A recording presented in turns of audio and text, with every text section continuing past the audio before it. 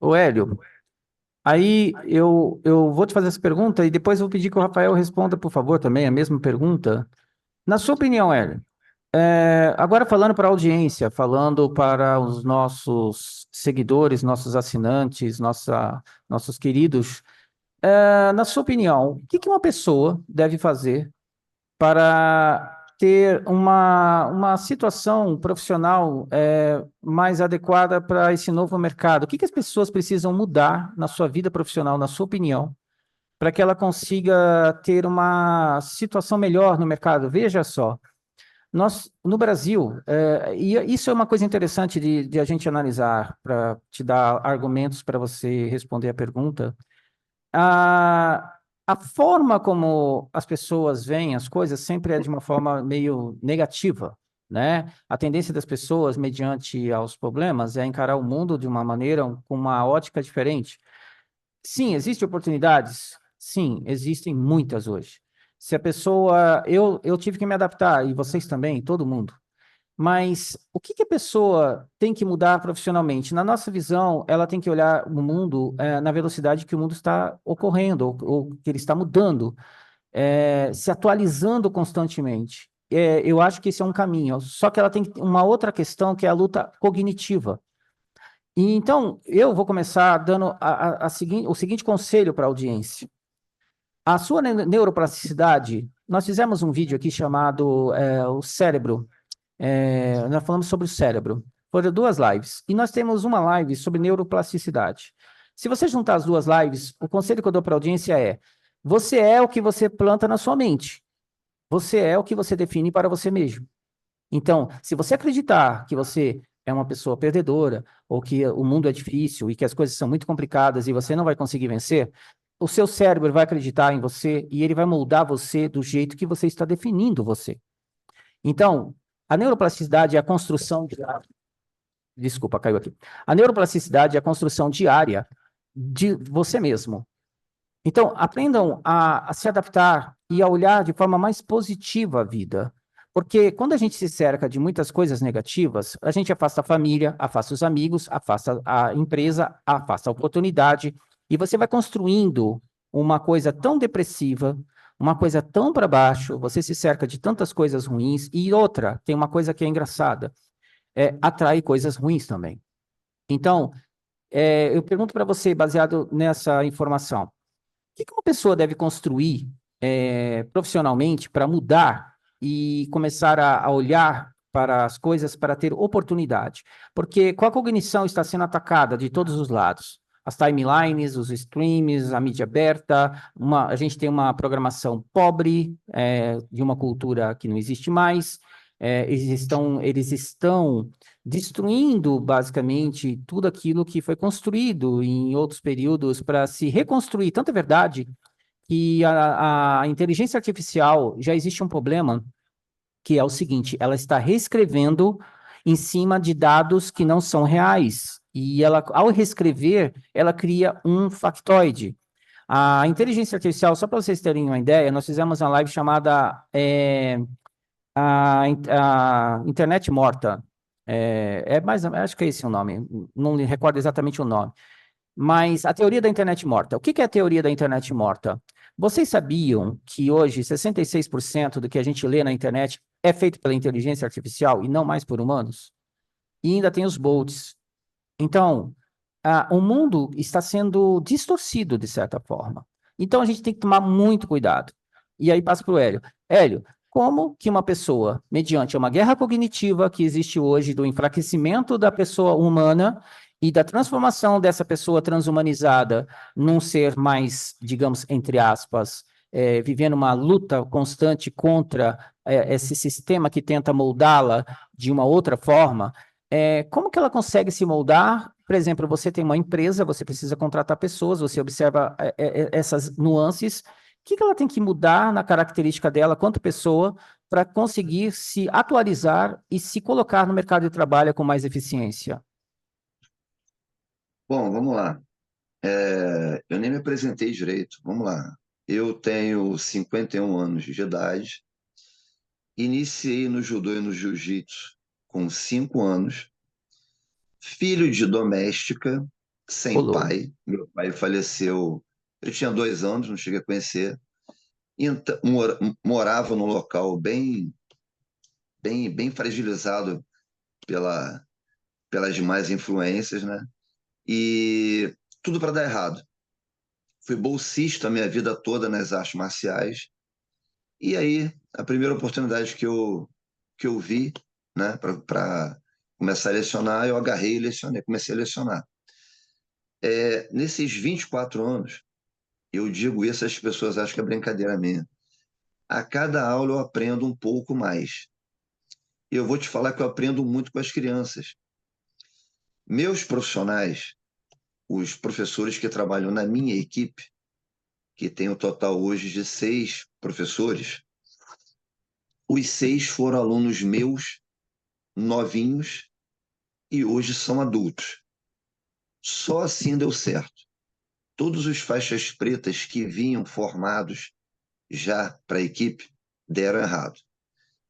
A empresa hoje, a equipe Hélio Fernando, nós temos um montante de 250 crianças inscritas no judô e no jiu-jitsu.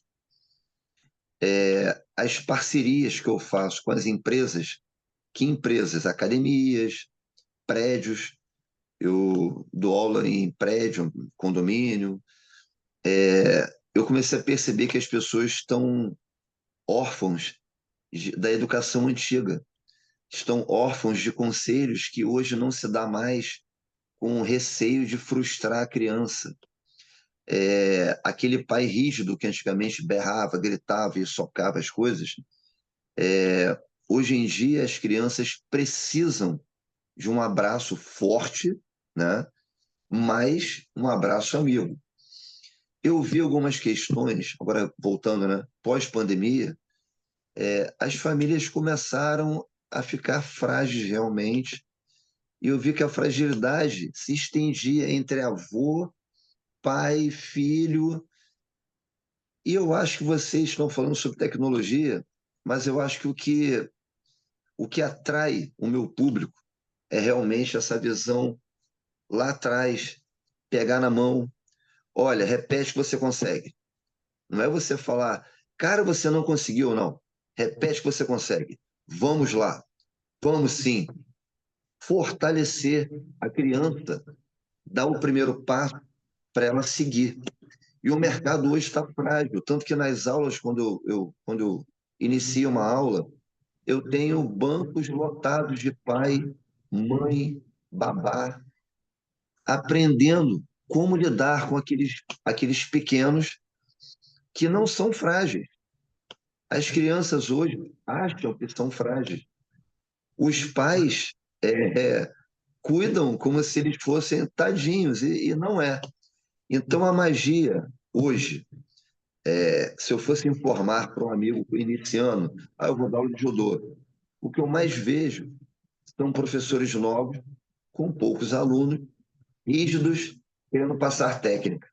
Ninguém quer mais isso. As pessoas são órfãos de educação. Exemplo, você vai a um shopping, uma família acaba de lanchar, essa família levanta, deixa a mesa suja, com os copos, com tudo ali. Por quê? Porque tem um funcionário do shopping que vai limpar. Hoje o pai, ele fuma, usa tatuagem, grita, xinga, arrota. Ele é a imagem dessa criança. Então as pessoas acho que esqueceram isso. O mínimo possível em casa, às vezes, é o máximo. O tirar o sapato antes de entrar, o bom dia, boa tarde, boa noite, sua postura. Se você lê, seu filho lê.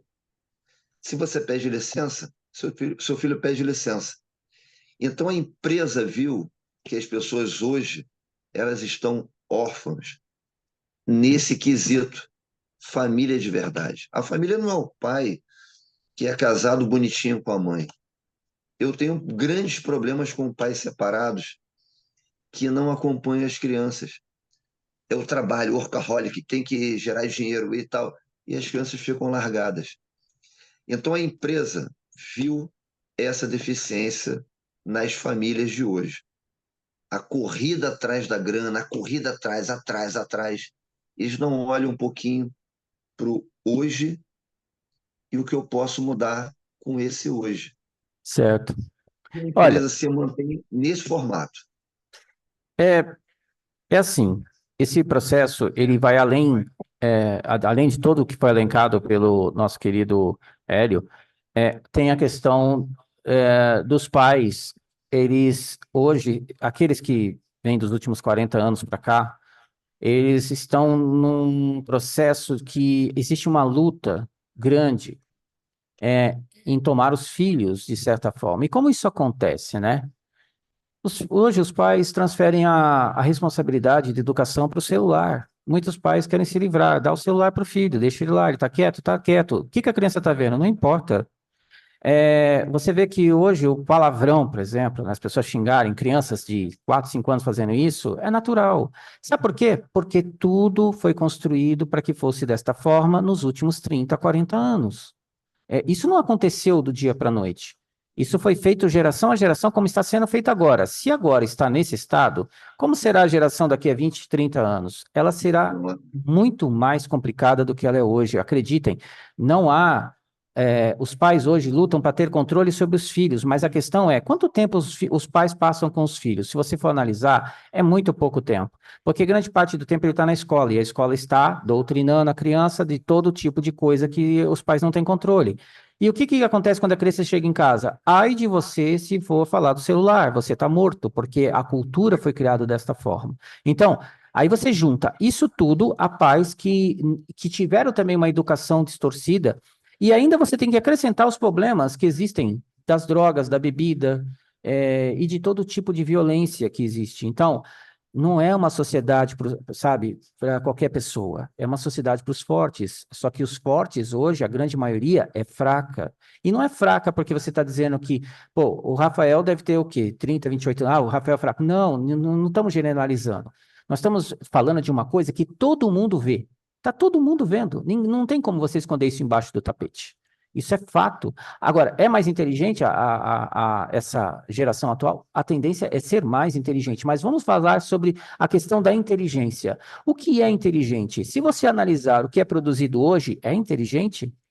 Eu não sei se é inteligente, porque não desenvolve o intelecto, não desenvolve a cultura, não desenvolve a capacidade das pessoas. Te coloca sempre na defensiva. É o que o pessoal brinca, né, da geração mimimi. Não, não é que as pessoas estão tirando sarro. Nós estamos falando de comportamento. Então, essas coisas todas, elas realmente existem. Não adianta tapar o sol com a peneira.